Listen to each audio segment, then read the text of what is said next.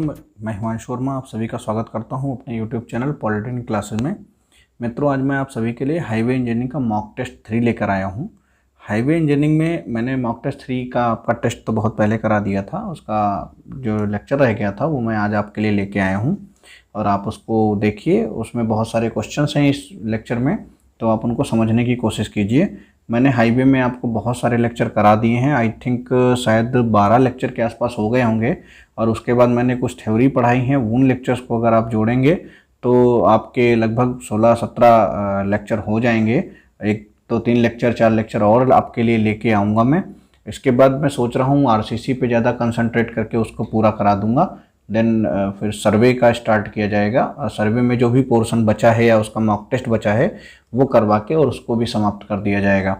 ठीक है, तो ये सब जो है होगा। अभी 25 को 24-22 को इसको रक्षाबंधन है, उसके बाद जो है ये सब चीज़ें होंगी। उसके पहले जिस तरीके से मैं आपको करवा रहा हूँ, आप लगातार मेरे क्वेश्चंस को पढ़ते चले जाएंगे तो आपको एग्ज़ाम में, परीक्षा में कोई भी तकलीफ़ नहीं होने वाली है। मैंने एक एक चैप्टर, एक एक लाइन कराई है। हाँ, एक बात मैं और बता देता हूँ, शायद मैं आपको ये रक्षाबंधन से पहले और अगर रक्षाबंधन से पहले नहीं आ पाया तो रक्षाबंधन के बाद मैं आपको एयरपोर्ट का क्वेश्चन जरूर कराऊंगा।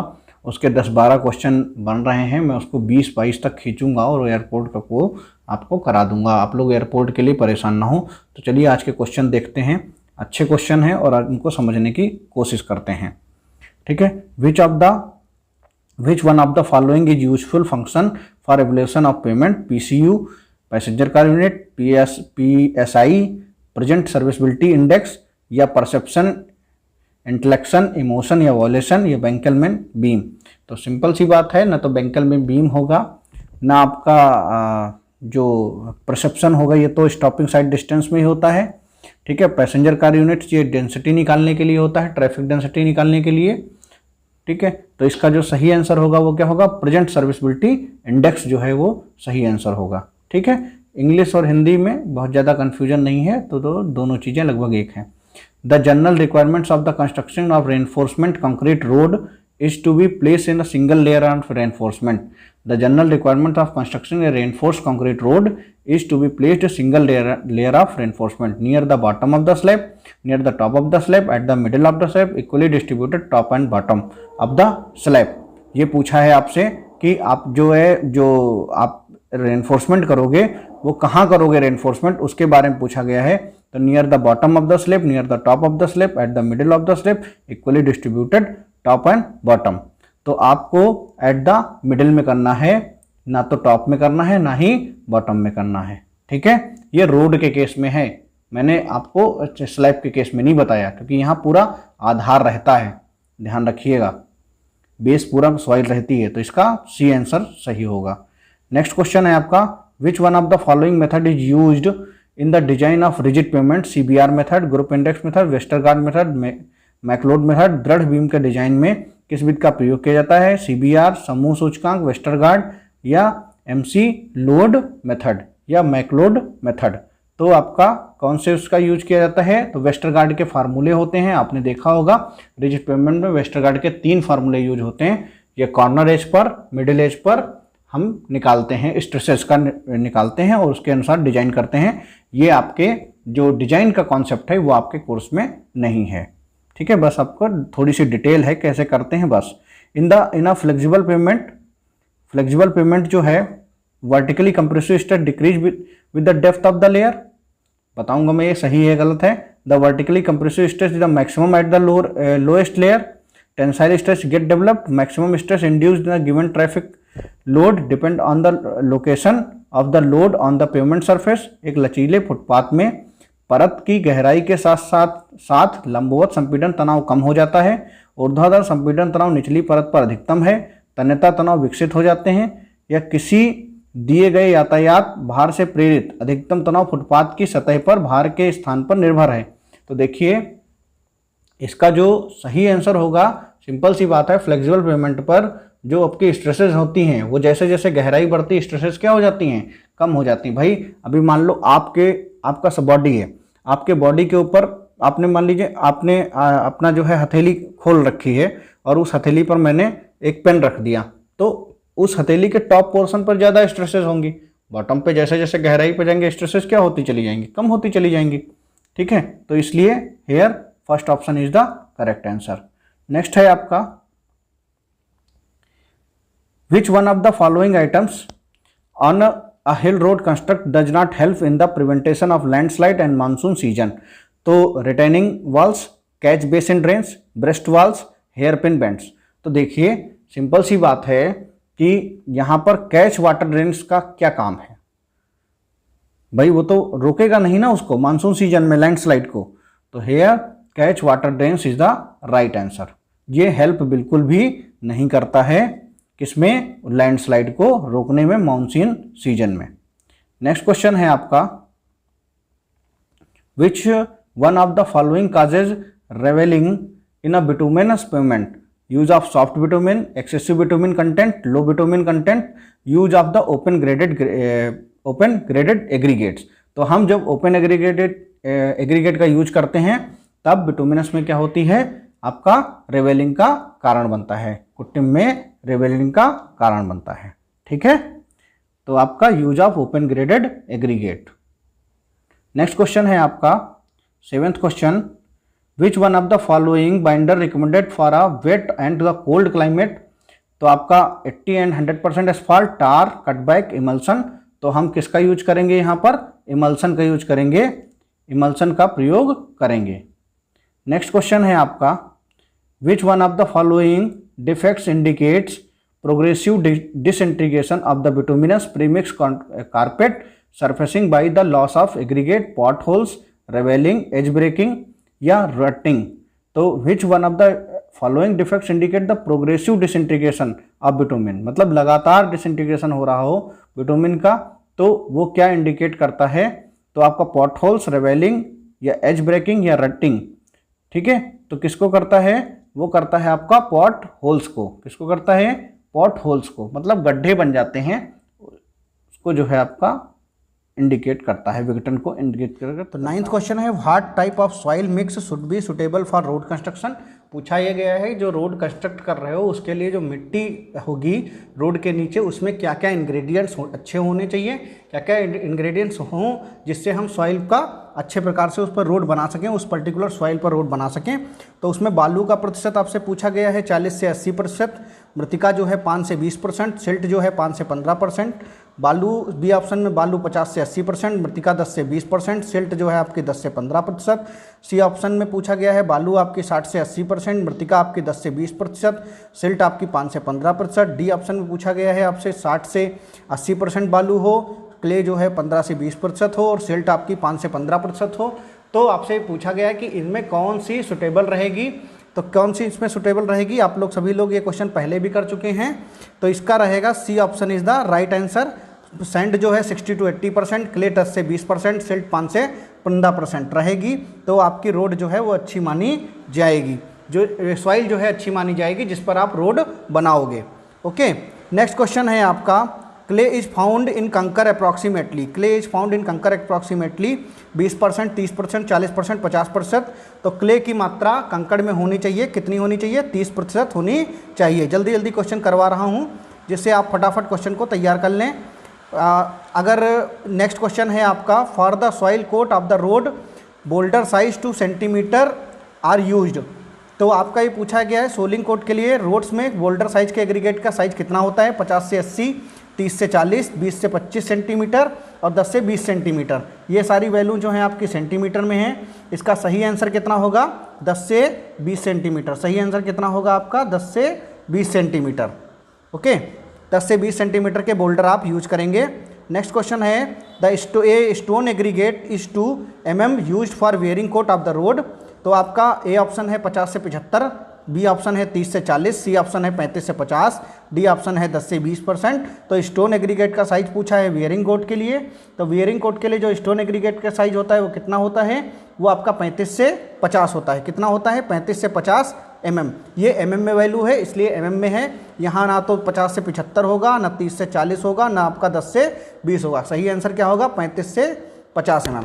नेक्स्ट क्वेश्चन है आपका 13th question, for the surface painting of road grit of 2 mm size is use. Grit का साइज पूछा है मैंने। इसमें आपके बहुत सारे एग्रीगेट के जो रोड में यूज होते हैं, लेके बॉटम लेयर से टॉप लेयर तक, उनके आपके साइज बताने का प्रयास किया है। तो ए ऑप्शन है 30 से 35 mm, बी ऑप्शन है 20 से 30 mm, सी ऑप्शन है 15 से 20 mm, डी ऑप्शन है 6 to 12 mm। तो यहाँ पर जो सही आंसर होगा वो क्या होगा, 6 to 12 mm, 6 से 12 mm की ग्रिट यूज करते हैं। ग्रिट को आपको जो रोड की कंस्ट्रक्शन की भाषा है या वहाँ जो लेबर काम करती है उसकी लैंग्वेज के हिसाब से इसको जीरा रोडी बोलते हैं। ठीक है, उसकी भाषा इसका साइज कितना होता है, 6 से 12 mm होता है। ठीक है, नेक्स्ट 14th क्वेश्चन है, the solvent used in the cut back bitumen. The solvent used in the cut back bitumen kerosene, oil, petrol, diesel. एक बच्चा मुझसे एक दिन किसी आप जब ऑप्शन में बोला था सर इसमें पेट्रोल होगा, नहीं भाई पेट्रोल नहीं होगा, मिट्टी का तेल इज द राइट आंसर। मिट्टी का तेल या kerosene is the right answer. ठीक है, नेक्स्ट क्वेश्चन है आपका, the bitumen surface become the stiff. The bitumen surface become stiff in. Bitumen surface कब स्टिफ हो जाती है, कौन से मौसम में, तो गर्मी में, सर्दी में, बरसात में, बसंत में, समर में, विंटर में, रेनी में, स्प्रिंग सीजन में। तो आपकी जब स्टिफ हो जाएगी तो वो स्टिफ होगी किस सीजन में, सर्दी के सीजन में। सर्दी के सीजन में वो क्या हो जाएगी, बिटुमिन जो है वो आपका स्टिफ हो जाएगा। ठीक है, नेक्स्ट क्वेश्चन है आपका 16th question, the resistance to flow is measure. आपसे पूछा गया है कि the resistance to flow is measure. आप जानते हैं कि जो फ्लो का रेजिस्टेंस जब भी हम मेजर करते हैं तो उसको क्या बोलते हैं, आपने मटेरियल्स में विभिन्न पढ़ा होगा। तो पहला ऑप्शन है flash and fire point test, जिसको हम पेंसिकी की मोर्टन द्वारा करते हैं, एक ऑपरेटर्स का नाम है। विस्कोसिटी टेस्ट, जिसको विस्कोमीटर से नापा जाता है। पेनिट्रेशन टेस्ट हम करते हैं और डक्टिलिटी टेस्ट करते हैं। तो इस पर्टिकुलर के लिए फ्लो के मेजर के लिए कौन सा टेस्ट करते हैं, तो उसका करते हैं श्यानता टेस्ट। ठीक है, यहाँ तक किसी को कोई परेशानी कोई दिक्कत नहीं होनी चाहिए। नेक्स्ट है the temperature used in the highway payment in degree centigrade is. The temperature used in the highway payment in degree centigrade.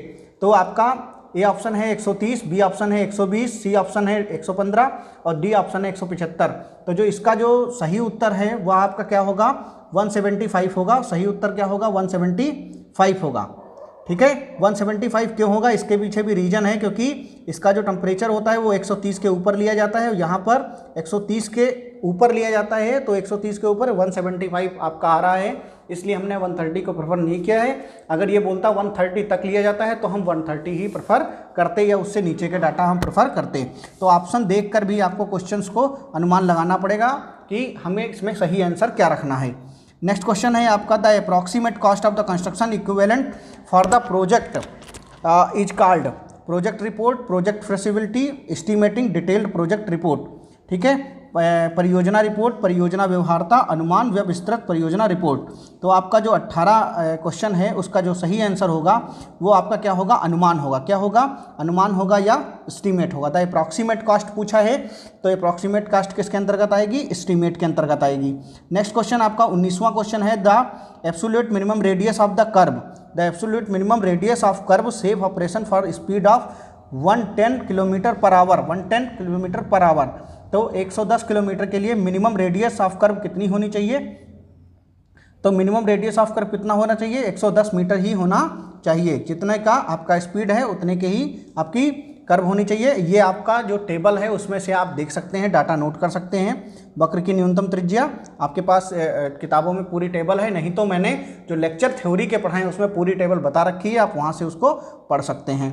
Next है 20वां question, the reaction time of the driver increase with the, यहाँ पर ये increase with speed, decrease, यहाँ पे increase कर लीजिएगा, ये मिसप्रिंट हो सकता है। Decrease with the increase in speed in the same for all speeds none of these. गति में वृद्धि के साथ बढ़ता है, गति में वृद्धि के साथ घटता है, सभी गति के लिए समान रहता है, उपरोक्त में से कोई नहीं। तो आपका जो इसमें 20 क्वेश्चन है, 20 क्वेश्चन का सही आंसर क्या होगा, 20 क्वेश्चन का आपका सही आंसर जो होगा वो आपका होगा बी पास। बी आंसर जो है इसका राइट आंसर होगा। क्या होगा, B answer is the right answer. Okay, तो यहाँ तक किसी को कोई समस्या कोई दिक्कत नहीं है। नेक्स्ट क्वेश्चन 21 क्वेश्चन, आप लोग जो कमेंट कर रहे हैं मैं समझ रहा हूँ बहुत लोग सही आंसर दे रहे हैं।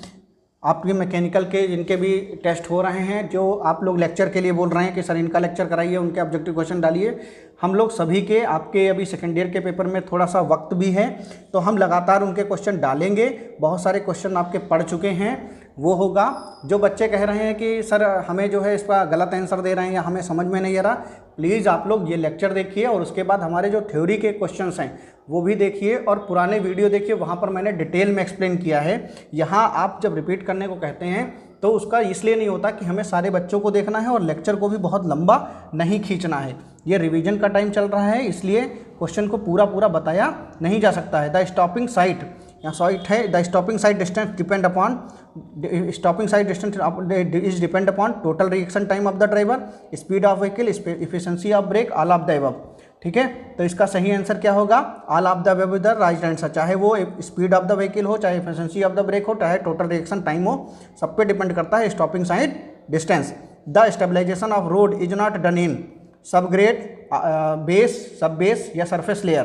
तो किसमें नहीं करते हैं? सिंपल सी बात है, सरफेस लेयर में नहीं किया जाता, या ऊपरी परत होती है जिसमें बिटुमिन की लेयर इसमें लगाई जाती है। The soil stability is not so good in, ठीक है, तो इसमें मिट्टी की स्थिरता अच्छी नहीं है। किसमें अच्छी नहीं है? ब्लैक कॉटन सॉइल में, कंकड़ में, रेत में, भाटे में। तो किसमें आपकी अच्छी नहीं है? बहुत अच्छी बात है, जो सॉइलिंग की प्रॉपर्टी सबसे ज़्यादा होती है वो किसमें होती है? आपकी ब्लैक कॉटन सॉइल में। इसलिए ब्लैक कॉटन सॉइल को हम सही मानेंगे, यहाँ पर इसकी स्थिरता अच्छी नहीं होती है। नेक्स्ट 24th क्वेश्चन है, the construction of the soil stabilisation road is possible in मृदा स्थिरों, सड़कों का निर्माण में संभव है। मृदा स्थिर सड़कों के निर्माण में संभव है। हाई वॉल्यूम रोड्स, उच्च मात्रा वाली सड़कें, महामार्ग, विलेज रोड, या लो मात्रा वाली सड़कें। तो आपका इसका जो सही उत्तर होगा वो क्या होगा? आपका जो मृदा स्थिर सड़कों का निर्माण है उसमें संभव है the construction of soil stabilisation road in possible. ठीक है, तो जो सॉइल स्टेबलाइज रोड हैं वो किस में होगा? वो उच्च मात्रा वाली सड़कों में होगा। किस में होगा? उच्च मात्रा वाली सड़कों में होगा, जिसमें सॉइल हम स्टेबलाइजेशन करते हैं। ठीक है, नेक्स्ट क्वेश्चन है, the black cotton soil is replaced in which roads, काली कपास की मिट्टी को किन सड़कों में बदला जाता है? तो किन सड़कों में रिप्लेस किया जाता है? महामार्ग में, निम्न मात्रा वाली सड़कों में, गली सड़क में, ग्रामीण सड़कों में। ठीक है, तो आपसे पूछा गया तो इसको किस में बदलेंगे? इसको महामार्ग में बदलेंगे। महामार्ग में काली कपास की मिट्टी को पूरा चेंज कर दिया जाता है। क्यों चेंज कर दिया जाता है? उसका भी रीजन है।